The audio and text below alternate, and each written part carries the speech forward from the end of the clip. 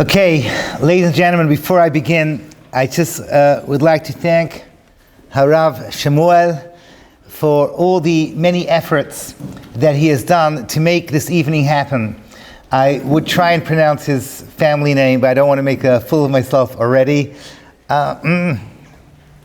Whatever it is.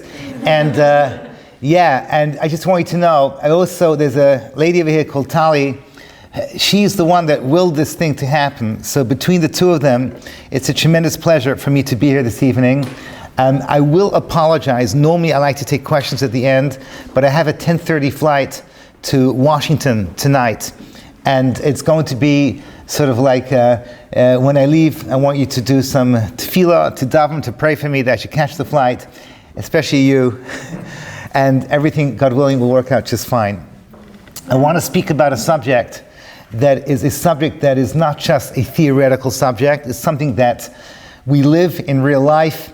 And my wife and I, we spend a lot of our time, first of all, trying to help young couples get married, and then helping them through the process, teaching young men how to behave. It's my Talmud over here. I had him for a year in yeshiva back in the good old days. In those days, he had a nickname. Can I repeat it? Sure. He was known as the Beast. But in yeshiva language, it's like a compliment. He was that person, but today he's the gentleman. It's like whatever it is, everyone's seen the beauty in the Beast. He has had this transformation and has become the handsome man that he is. Baruch Hashem. I have many Talmidos over here. It's incredible. And we put them together and we collect funny stories. It's almost impossible not to have great stories. Probably amongst my favorites is Yochani. She's, Baruch Hashem, happily married. She would always have like strange things happening to her. And we used to collect her stories. Probably my favorite, because I'm British and this is British humor. She was dating a boy in the King David Hotel in Jerusalem. And what happened is that she excused herself, as ladies will do, and say, I need to go to the powder room for a few moments. And she went off to the ladies' room. And while she was there, she heard men had walked in to the ladies' room, and she was shocked. She was totally appalled. She didn't know what was going on. But she's smart. She figures she'll wait till there's total silence, and then she will slowly go out and leave the place, and everything's going to be just fine. Of course, she left, and as she left, she realized she was actually in the men's section, and there was her date right there by the urinal. So this is insane. But luckily, they were B'nai Torah, and he was very cool about the whole thing, and she pretended nothing had happened, and they carried on the evening. And at one point, she turned around to him and she said, imagine if I was a guy. And he looks at her and says, you're doing a good job already. The story ends that they both ended up living happy day ever after, but to different people. They didn't end up marrying. But these are like the crazy fun stories that I remember. And I want to start off with sharing with you something I heard from a Rebbitzin that lives in the Upper West Side in New York. She told me the following piece of information. She is much more intensely involved in shidduchim, in putting young men and young women together. This is the Upper West Side. It's a whole scene. I'm not going to mention the synagogue because it doesn't really matter, but Friday night there is a huge, big, single scene. Quite frankly, I did not realize what was going to go on over here, but the last time I spoke to a Persian group was in the valley. And when I came, I was looking around and I said, whoa, this is incredible. Everyone here is on the way to a wedding. Everyone was dressed. The young men were wearing suits and the ladies were dressed on their chagim clothing. And he explains to me, no, you don't understand. You're not the reason why they came here. You're the excuse. This is actually a singles event. This is how they get to meet each other after the event. This is the whole social scene that's going on in the valley between your various coffee beans. That was what was happening over there. But the point is that this Rebbitzin told me something very interesting. She says she sees again and again the same pattern. Young men and women, they come, they're like in their mid-20s, and they're deciding that they're going to get married. And they look for a partner. And both male and female, they all say no to everyone that they meet because they're waiting for this perfect person. Everyone checks each other out like they're checking out for an esrog. They want something that is perfect.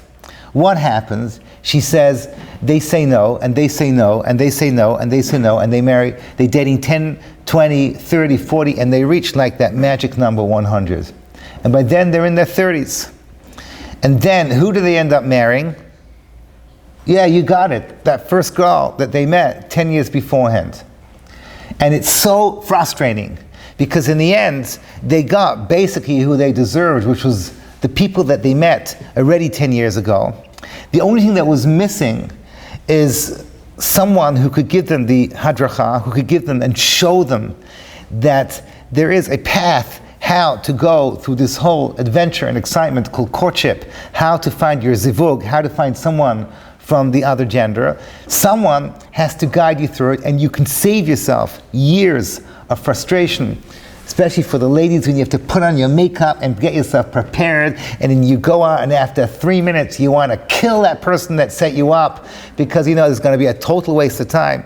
Us guys, what do we do to prepare? No one takes a shower, admit it.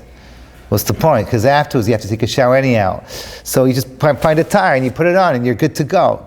But it's like, what? It's in Israel we call this, it's a balagam. It's crazy what people do to go out and you have to find a place to go, and just a little bit of Torah hashkafa, a little bit of guidance, a little bit of thinking things through up front, you can save yourself a lot of frustrations.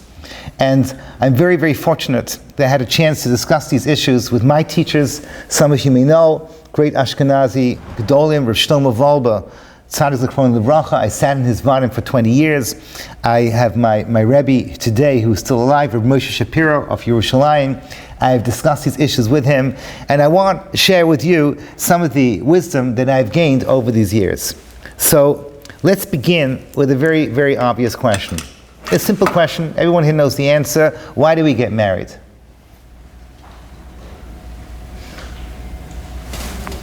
Why do we get married?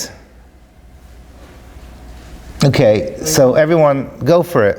We want to, live a fulfilling life. Okay, that's the answer, more or less, I'm looking for. But I want to point out is that it's like an obvious question, but not everyone stops to think deeply about what's the whole purpose of getting married in the first place. If we have a moment of honesty, start off with what you learn in college. In college, an anthropologist will tell you that every single species has inside of themselves an instinct to want to continue their species. So basically, the anthropologist is just repeating what the Talmud says. The Talmud says that there was a rabbi that once screamed out at a wedding, Vailon de Misnan, woe to us that we die. All he was pointing out is that ultimately we get married, so we reproduce our species, and then when we die, there are people to continue our legacy. That's the most primitive, most basic way that people think about marriage from a purely scientific, anthropological viewpoint. If you step outside of this beautiful building over here, and you go around Los Angeles and you randomly ask secular people, why do you get married? So that's already a harder question for them. I'll tell you into a little secret. Once upon a time, there were two brothers. One was called Yaakov and one was called Esav. Yaakov and Esav became the father of the Jewish religion and the father of Western civilization. Yaakov and Esav, they had two totally different mindsets. Esav says to Yaakov, Hine anochi holech lamut, lama li habechora. Behold, I'm going to die. Why do I need all this spirituality? In other words, Esav believes in death. His whole mindset is that you're here in this world, you got your 60, 70, 80 years in this world, then you die, they put you under the ground, it's over with. Esav does not believe that anything happens after you die. So what does he do? He basically asks himself, time is running short, what do I enjoy most? Partying, entertainment, I want to make money. These are the twin towers of Western civilization. Building your monetary empire, building what you can to make money and to have power. And the other thing is to enjoy yourself, to party and to have fun. So if you think about it, this works out best when you're young. I remember when I was in university in London, before most of you were born. Yeah, probably before everyone was born. It was over 30 years ago. I don't know. I don't want to ask questions. But 30 years ago, I went to university, and I heard something very wise from one of my colleagues. Her name was Rose, and she was from the northern islands of Scotland. And she was a Protestant, grew up in the islands, and she told me the following. She says, a woman is like a Christmas pudding. Everyone waits till the 26th, and if you're not eaten by then, you grow old and moldy. So, okay, this is very offensive and very depressing, but in her worldview, that's it. After 26, you start to go down. Those of you that had me as students, so you remember that we learned you're born, you look like a raisin when you're born, then you have your good-looking years. And then afterwards, you head back to the raisin state, or more likely to the prune state, and that is the human condition. So if life is about having fun and partying, and life is about building your career, so you got to do it while you have the energy and you have your strength when you're young, because before you know it, your life is going to start going downhill. Well, the world understands that if your life is going to go downhill, so what you need to do is get yourself ready. So most of the world, I'm talking about Western civilization, they see in marriage a solution. This way they have a partner, this way they can reproduce and have children, and this way they can have, hopefully, a friend, they can have a company to be able to help them out into their old age. So I got on Facebook, I got a little poster that said, just because you're married, don't think that the party has stopped. It's just carrying on without you. It's the way it is. So everywhere I go, I meet young men and young women who are afraid to go into marriage because they figure once you get married, you're trapped. You got to focus on one person only, and that's it. The whole fun of going into a co-educational situation, the whole dating game, the whole checking each other out, the whole he's just not into you, and all the other things that Hollywood comes out one after the other with these chick flicks that only one half of this room likes to watch. The bottom line is that once you get married, it's over with. And this is depressing. I have an amazing memory. About 15 years ago, I went to a wedding in Montreal of my nephew.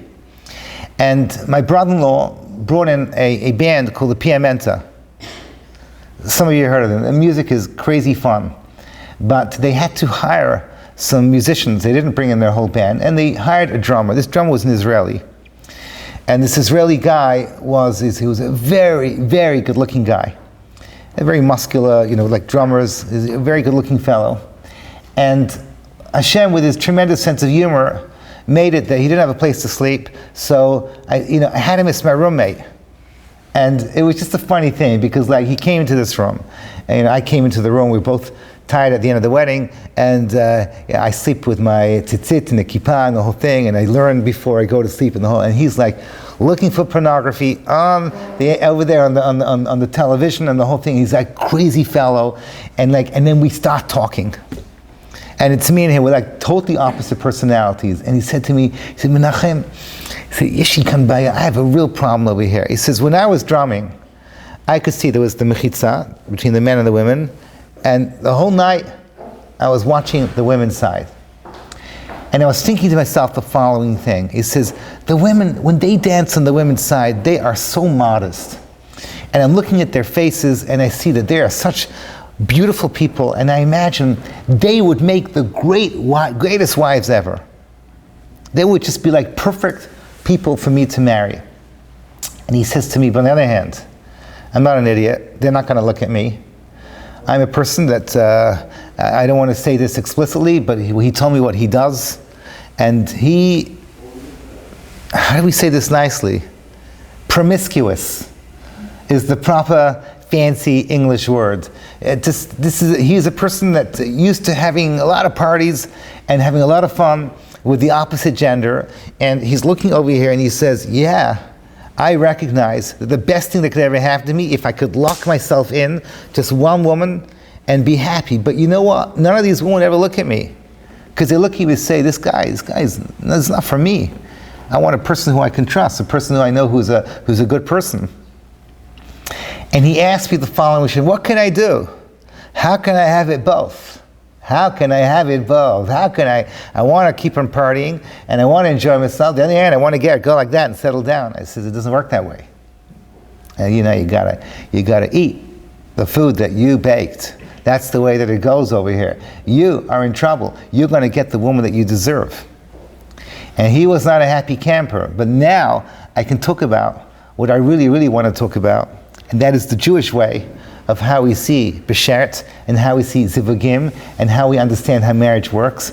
And this is very, very complex because Esav has his world and we are very influenced by the world that is out there. A lot of our values, we slip very quickly into thinking that the way they do about the purpose of marriage, that it solves solutions of whatever it is, of heading towards the direction of middle age. But if I ask you, what is the Torah, what is the Jewish way? Well, the wrong answer is to say, because you're bored, so you might as well get married. Another wrong answer is, again, for some of us, marriage solves a problem. What problem does it solve? Marriage solves a problem, there are probably people in this room who are shomen negiah, okay? They won't touch the other gender. Certainly, a lot of people in this room have kind of rules of what they will not do with the other gender. But the moment that you're married, these problems are instantly solved. So this is a solution to all these questions and all these problems that we have. This is the wrong answer. There's another answer. I know I'm very aware that I'm speaking over here to the Persian community. So let's be honest. One of the reasons why we get married is because our grandmothers are threatening to kill us. Is that right, Baba? I said it right? Baba says, if you don't get married soon, I'm going to shoot you down. So this is like, you're terrified. You got to get married.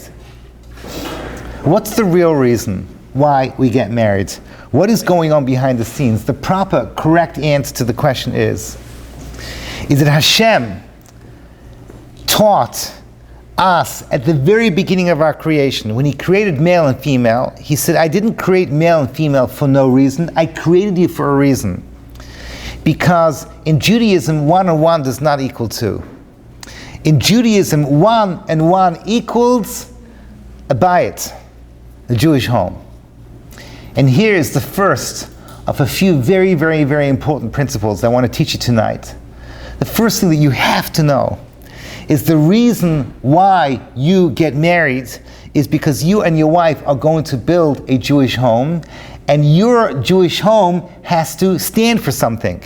It's not just another home, it is a unique home, and the whole you and the whole you of the spouse comes together to create something that never was before.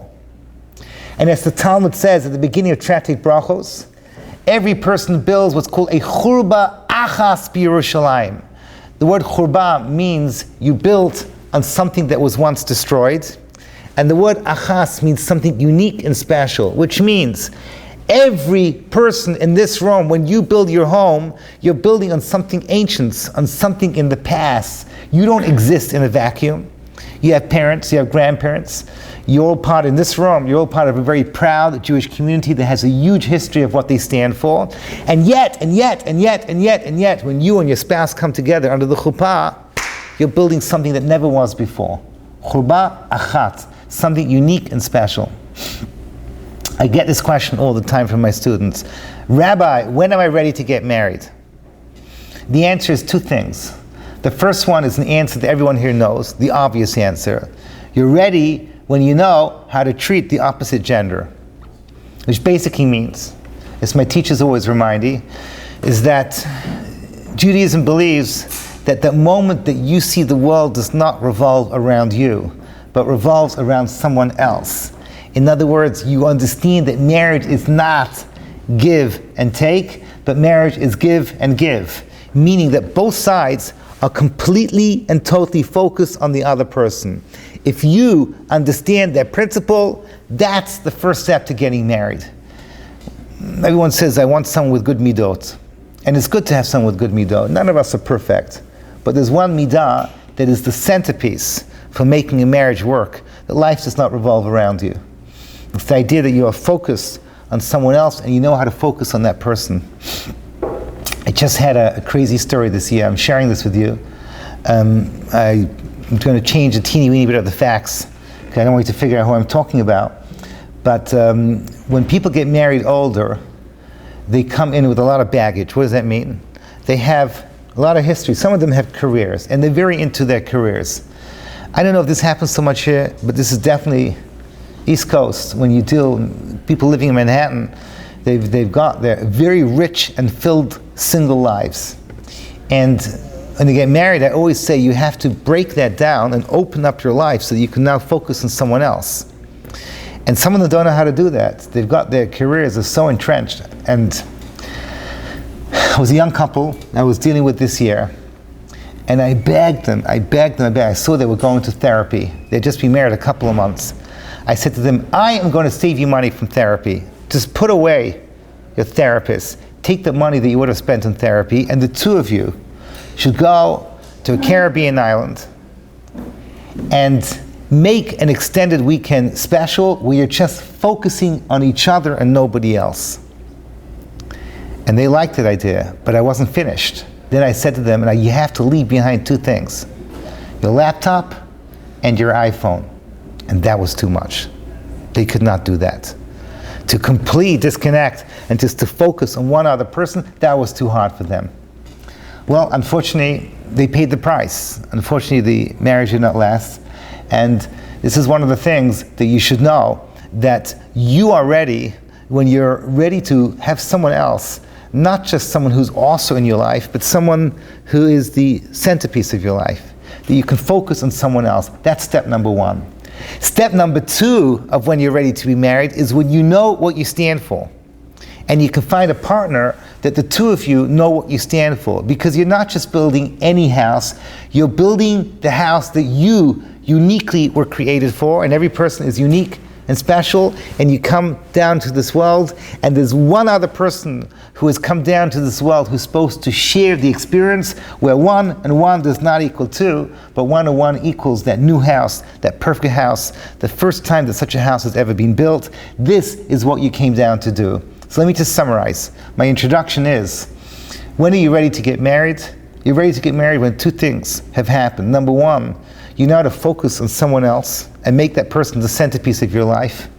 And you're prepared to give unconditionally, meaning without worrying about what you're getting back in return.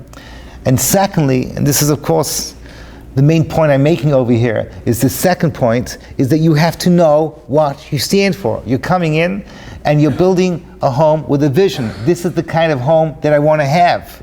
It could be a kiruv home, like Abraham had, or it could be a home like Yitzhak Avinu had, which is something which is more focused on spirituality. Or you can have a Yaakov Avinu home, which is totally focused on the children, and that's what your life is all about. But people have different things that they stand for and different ways of looking at things. Okay, but the title of this class was to understand the mystical art of Zivugim, the art of how these things work in the higher realms. And here we have to understand that the journey to find your significant other is not a journey that you take alone. It's a journey that has roots all the way back at the beginning of your creation. And I'm going to quote you now from a piece of Talmud, page 2 of Talmud Tractate Sota. Amar Rabbi Barachana Am Rabbi Yochanan. Sorry for my Ashki accent, apologize. Vikash Zivugim Kekriyas Yamsuf. We all know that finding your marriage partner is like splitting the sea. It is something that is unnatural. And then we ask the question, why is it unnatural?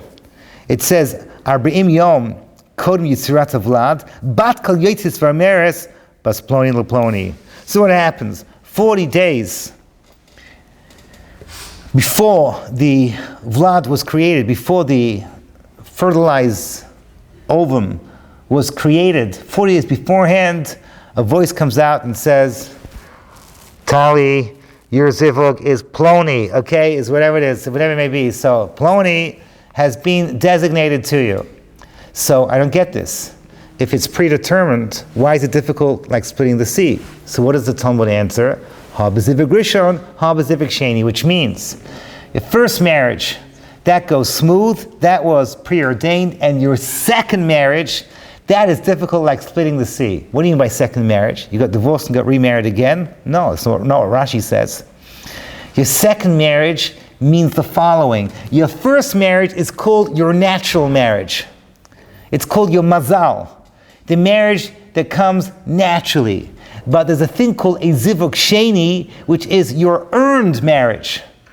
That every person can earn someone that wasn't their natural person through their efforts and through their hard work. This is crazy. Why is it so difficult? Because you start to break with the fabric of creation. You change all the natural harmony of how creation works. Who here knows which famous Bible character in the book of Bereshit switched her zivug? Leah, and she did it. She did it through the power of tears and through the power of prayer. So everyone has that ability to change their natural partner. Okay, so what I'm going to teach now, the next 10 minutes, I'm going to warn you now that I make a few points, and I'm going to do my best in a short amount of time to explain some very, very difficult ideas. But the problem is as follows. If you believe that Hashem has for every person in this room a zivug, you have two types of zivugim. One is the natural one, the one that was given to you 40 days before you were born, but there's another one out there which you can earn. So what are you supposed to actually do about it? How are you supposed to earn somebody different? What exactly is the process of getting this magical thing called zivug sheni, which is compared to splitting the Red Sea? So, I want to introduce it with a mashal, a parable, to understand exactly what's going on over here. Anyone that studies Jewish philosophy, at some point you'll learn that there is a famous paradox called Bechira Yediyah. What does Bechira Yediyah mean? Bechira means every person has free choice. Yeah, every person in this room had other things they could do tonight. It's a Thursday night. I'm sure there's a lot of stuff going on in town. This is town, right? You're not going to South Central, all right? This is whatever it is. Okay, this is I guess here this is the happening place. But you had other choices. You could have stayed at home, or you could hang out with your friends, but you decided to come over here. We have free choice. We know we have free choice. We feel in our guts that we have free choice. We feel very strongly that we make choices and we decide how our lives should bear itself out. On the other hand, it's very, very clear that Hashem is running the show. It's a crazy thing. You step back and you look at your life and you see there's a higher hand. It doesn't make any sense. There's a certain part of you that feels I'm in control, but there's a certain part of you that feels at the same time that you're nothing more than a puppet on Hashem's string. Almost as if we're zombies, almost as if Hashem is moving us around exactly the way He wants. How does it work? Says the Rambam, Maimonides, you're never going to figure this out. The secrets of creation. Only God, only someone who sees from above can understand how to reconcile. Just like those of you who are scientists, you cannot reconcile light waves with light particles. How do the two work together? No one knows. They work. It's a fact that they work. The real point is that you and I, as Jewish people who have faith in God, this is something to celebrate, because free choice means that I'm in control of my destiny. Free choice means that I can earn my reward in the world to come. But Yediyah, God's knowledge, means that Hashem is very close. It's something I celebrate, that Hashem is involved in my life, and He will make sure I get exactly what I need. This is something that you all learned when you were in 10th grade in school, or you learned it in your seminary or yeshivot, the famous paradox between God's knowledge and man's free choice. Now, when it comes to shidduchim, something very similar and very parallel is happening, and I'm asking you to think. I apologize, because people don't think of this subject as being complex. It's very complex.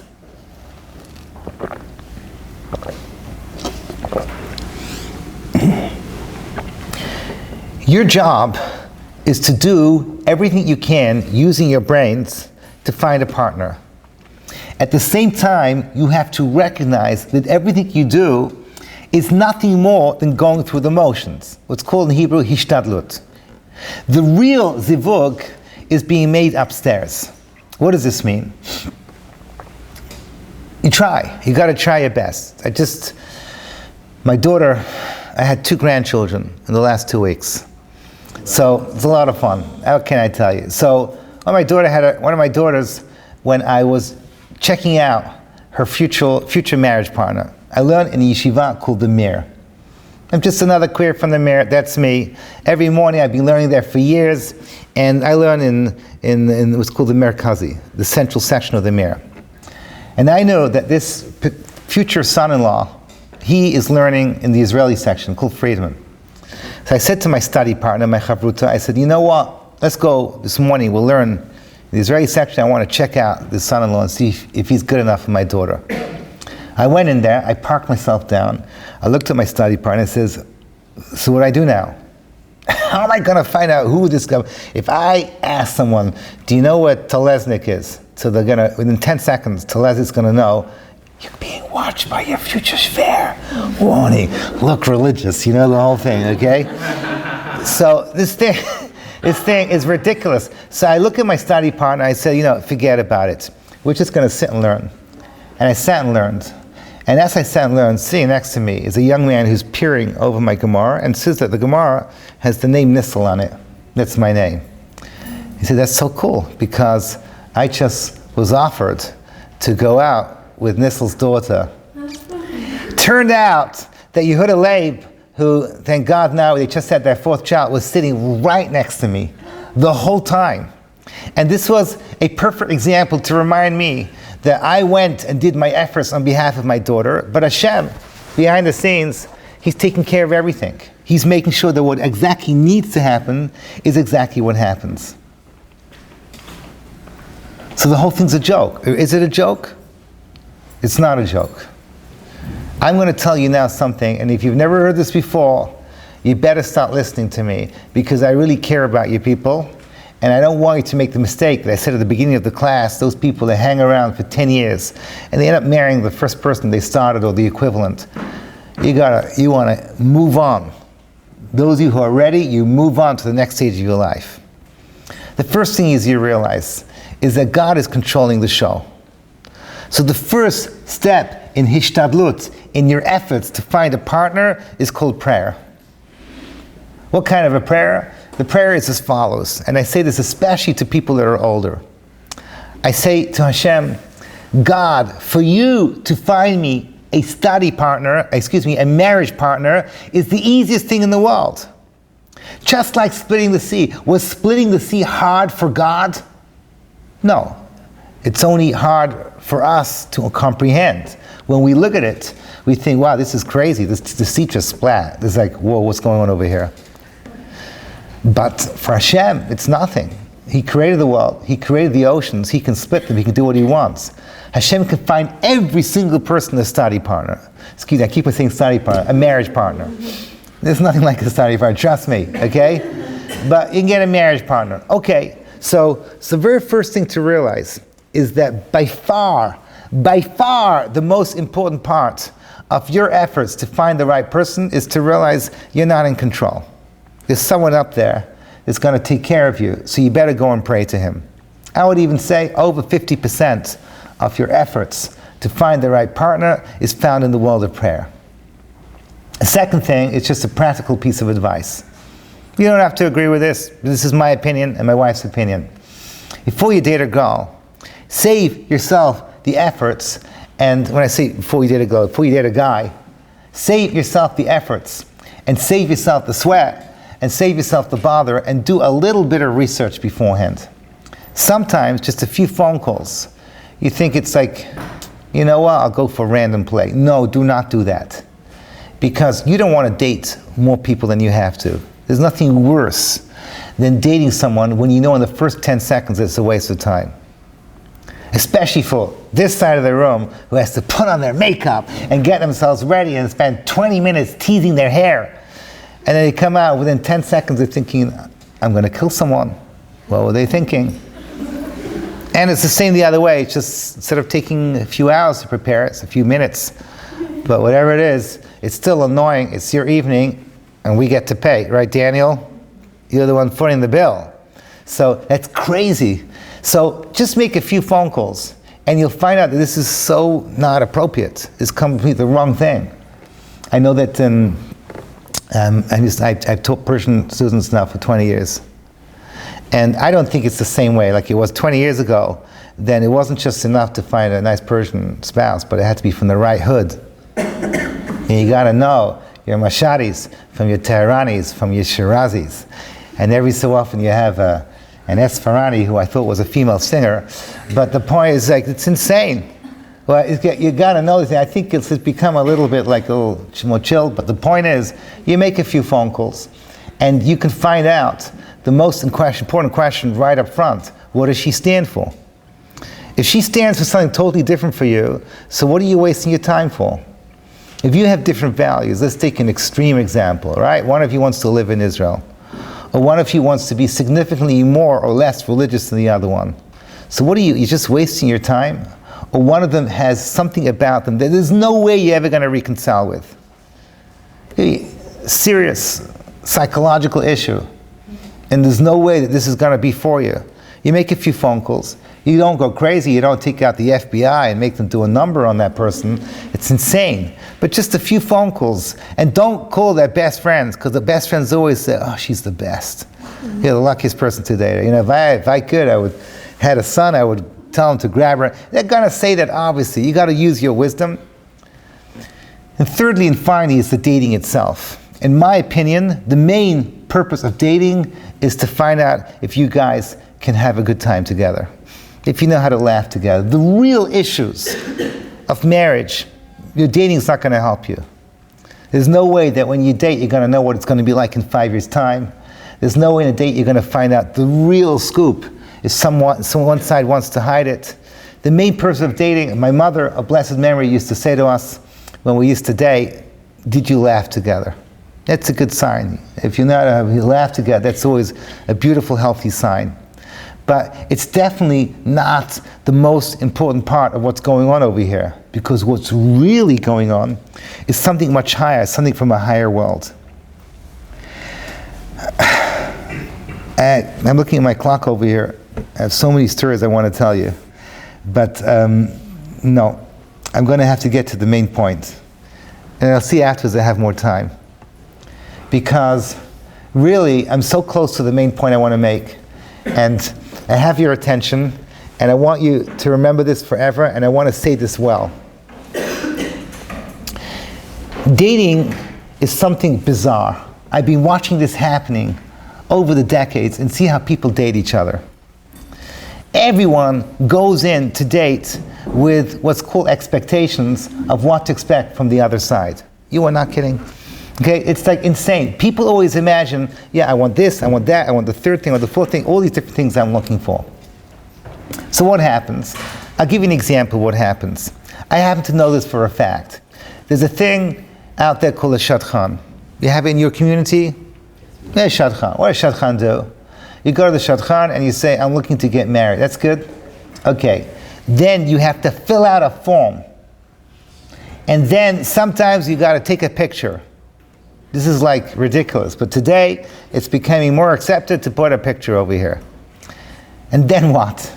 Afterwards, the shadchan looks and will not tell you that they're doing this. They look at your thing and they give you a number. A little secret. Every person in this room has a number. From 0 to 100, we'll give you out of 10 looks, out of 10 how much money daddy makes, out of 10 whatever it is, your job, your this, your that, personality, is she patient, and then at the end, you score like a 67. And then she goes to the men's section, and she looks around and says, that's right, David, he's a 67, perfect, let the two go out. What happens is that both girls and boys get paranoid about their number. This is all happening subliminally. No one even thinks about it. And they do all kinds of crazy things to rack up their numbers. So they get plastic surgery, And in the last couple of years, you probably heard, we are now in the David Beckham era. Deal with it. And young men are getting their facials, whatever is going on. Oh my gosh, I do not want to think about these things. But people do anything to make themselves look handsome and look prettier and all these things like that. And then they inflate the facts.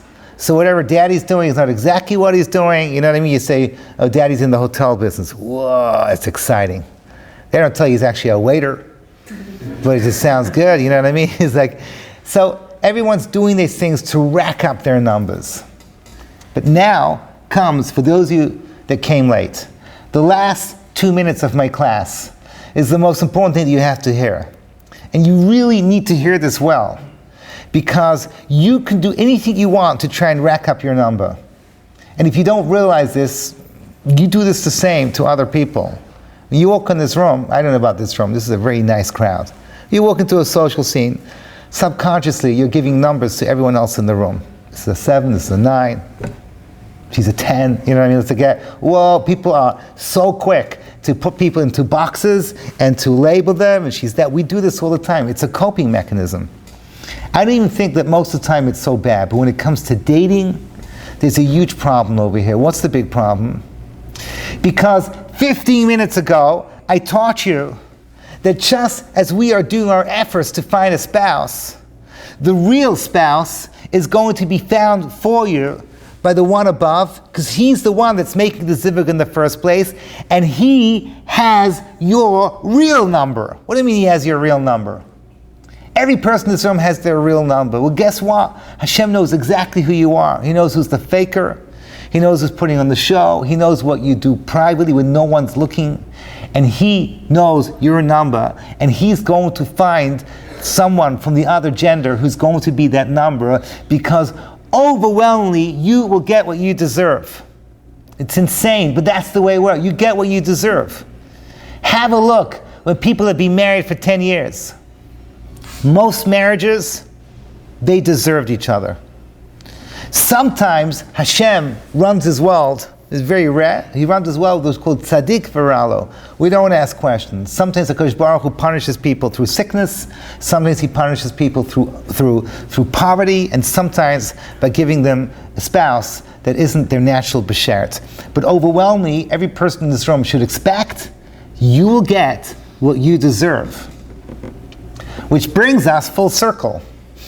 Let's say that you really, really want to have the most spectacular marriage. Let's say when you say, what do I stand for? Like my drummer friend, the story I told you half an hour ago, that drummer, he looks at all these pretty girls who are so tamim, who are so gracious and so tsanua, and he says, I wish I could earn them. Well, guess what, Sonny? You're going to have to earn it. And earn it means you're going to have to build yourself from the beginning and recreate yourself into someone that you can earn such a person. So people ask me, what can I do to get the best girl? What can I do to get the best guy? So I mentioned prayer.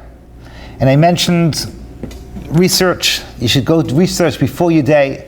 And I mentioned that the main purpose of dating is just to see if you enjoy each other's company. But before everything, if you really want to get the best partner, is to work on yourself. You think about it. What are the best marriages? The best marriages is when the marriages are built on what's called kedusha, on holiness. Why? For reasons that are not for now, but a bias that is like the Beit HaMikdash, which was a holy place. If you build your bias on holiness, then everything is much better. You come into a Jewish home, you touch the mezuzah, to remind you, this is not just a home to relax and to chill and to have fun. It's a place where your Shabbat table is. You also have fun. Don't get me wrong. You come into my house, there's laughter going all the time. We know how to have it. We know how to party. But the point is that's the focal point. Shabbat table, the lights, candle lights that you do, exactly like the Mishkan. You have the Holy of Holies where life is created.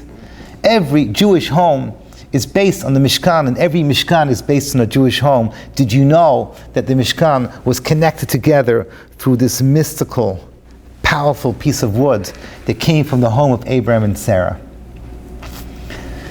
So you want to get the perfect marriage, and you work on your own kedusha, on your own holiness. So that comes with sacrifice. I had this situation in the Darchi Binagal. One of the seminaries I teach. And she likes to talk to boys. Okay, we're not discussing whether it's a good thing or a bad thing, but she did not think it was a big deal that she talks to boys. So she said, Rabbi, what do you think of this? I have boy friends, not boyfriends, but people I grew up with, they happen to be boys. So I asked her a simple question. I said, listen, I'm not going to say anything, but do you want these boys to come to your wedding? So she goes, okay, I don't think it's a big deal. I think my husband should be open-minded. These are boys that I grew up with. What's the big deal? Let them come to the wedding. What about after the wedding? You're still going to stay in touch with them? He says, what do you mean? I said, okay, let's picture the scenario. It's Shabbat afternoon, and your husband's asleep, and you're like chilling, and there's a knock on the door, and it's one of these guys. And he says, hi, you remember like the good old days I used to come to your house, we used to play backgammon, sheshbesh. We like to play a game of backgammon. So do you think that's fine? So she goes, what's the big deal? I said, if your husband opened the door, do you think he would bother him? He says, I think he should be open-minded. Just friends, what's the big deal? I said, okay, my dear student, let's just turn this thing backwards. Let's just imagine it's Shabbat afternoon and there's a knock on the door and you answer the door and there's a girl there, and let's just say, to make it interesting, she's just a little bit prettier than you. And she's wearing perfume, and she's batting her eyelids and said, hi, I've come to see your husband. What do you mean? He says, well, we used to play backgammon, and I just figured we could just chill together. How would you react? And she goes like this, pow! Okay, that's how I would react, right in her face. I'd crack her jaw. I said, it doesn't work that way, because it works in two ways. It's the whole thing. It works in two ways. So, every single one of us, and this is already, I pass over to the rabbi over here, because it's not for me to give musar to this crowd, but the best musar is what you give yourself, because everything is kind of intuitive. Everyone wants their marriage to be special. Everyone wants that when you look at each other, that it should be special. I'm sorry for those of you that heard me last night. Anyone here heard me last night? I just want to say that one story about my daughter, because I was so proud of her. I did a birthright Shabbaton, and there were very, modern girls from UCLA there, and one of them went up to my daughter and said to her, she was 17 at the time, and I'm totally not biased, but she was drop dead gorgeous. You know Machava? You remember her? Okay, there we go. Okay, totally not biased. And this girl says to my daughter and says to her, tell me something, you have a boyfriend? And she goes, no. He says, oh, okay, so you must have obviously just broken up with a boyfriend. He goes, no, I've never had a boyfriend. He looks at her and says, you're lesbian? No, it's all healthy. Everything is fine.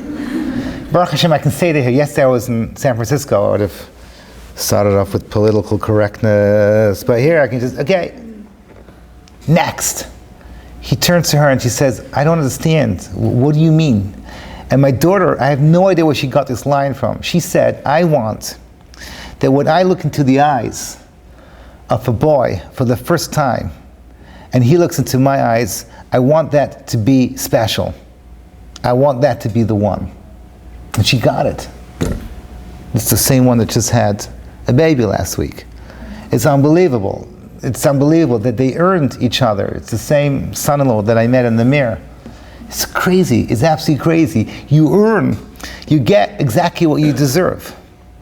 So everyone would love it that their spouse should not look at anybody else. That's it. They should dress for you and only look at you. But when it comes to you yourself, then you figure you can have a double standard. It does not work that way, because God will give you your number. You get your real number. And you'll see, by the time that you're 30 or whatever, or 40 or 10 years into your marriage, you'll look back at what you had and you got what you deserved. That's exactly the way Hashem runs the show. 95% of the cases, you got what you deserved. Not only that, all your calculations that you made when you were dating, you remember you figured out this was important, that was not important, this thing, you look back and you laugh at yourself. What was I thinking? It turns out that all her weak points turned out to be the best thing for you, and all her strong points, whatever, turned out to be a problem, and everything is the opposite. Once you're married many years, ask the professional, ask your parents that are happily married, and ask them, when you went under the chuppah, did you know what you were getting? Hashem takes care of you. He really, really does take care of you. So my challenge to every person in this room is, step number one, is to work on yourselves. The ultimate mitzvah, which is very hard in Los Angeles, and don't drive yourself crazy about this because you will go mad, is kadoshim to you. Make yourself as a holy a person as you can. The second step is you turn to God. You say, Hashem, this is in your hands. There's so many terrible marriages, and I don't want to go into this because there's probably a lot of pain in this room. But I cannot tell you, my wife and I have sleepless nights when we hear people. Just this morning I heard about another student of mine in this city that got divorced, and I did not see that coming at all.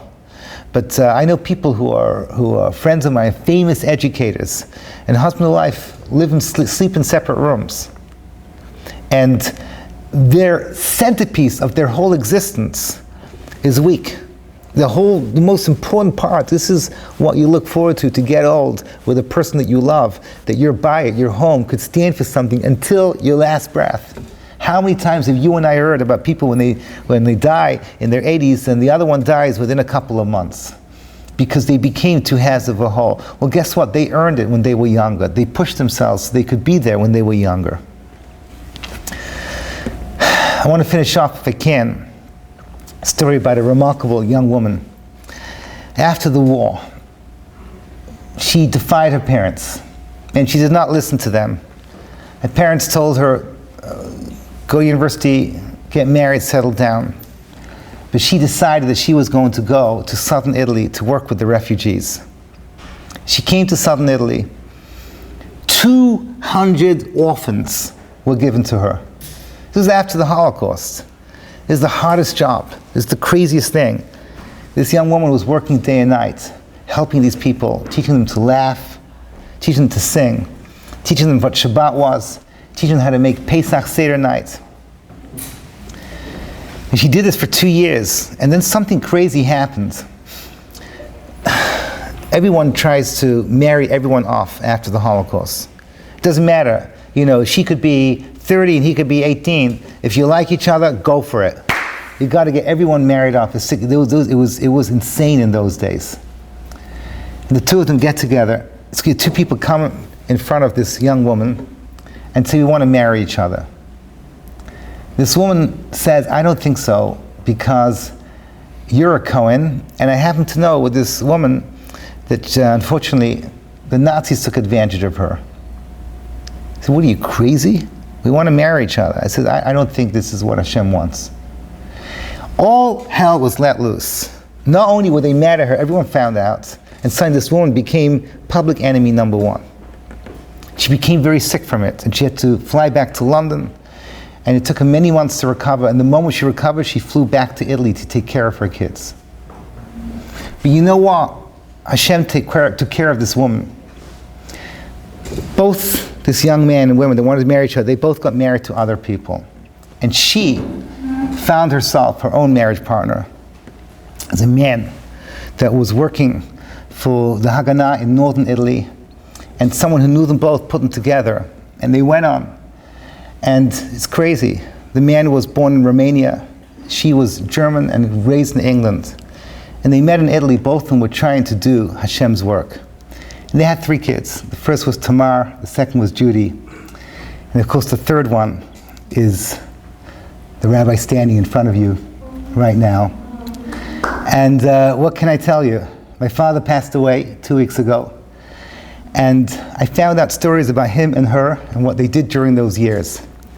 And one of the things that really, really, really I feel deep down in my blood, Hashem took care of them. They took care of Hashem. In other words, they were out taking care of people, looking after the world, doing what they could do to be the best Jews they could. And Hashem took care of them. And they earned each other, and they earn to have, give or take me, a beautiful family. So I want to wish you, I come from Jerusalem, and I wish you the blessing of Jerusalem, is that realize that the Zivugim thing, something huge and massive is happening in the higher worlds. It shouldn't concern you how it works. Just work on yourself, work on being the best person you can be, work on your tefillot, and Hashem will take care of the rest. And you'll be able to build your beautiful home, and your home will be a little taste of the Beit HaMikdash that we're all waiting for speedily in our days. Thank you so much for coming. I appreciate it.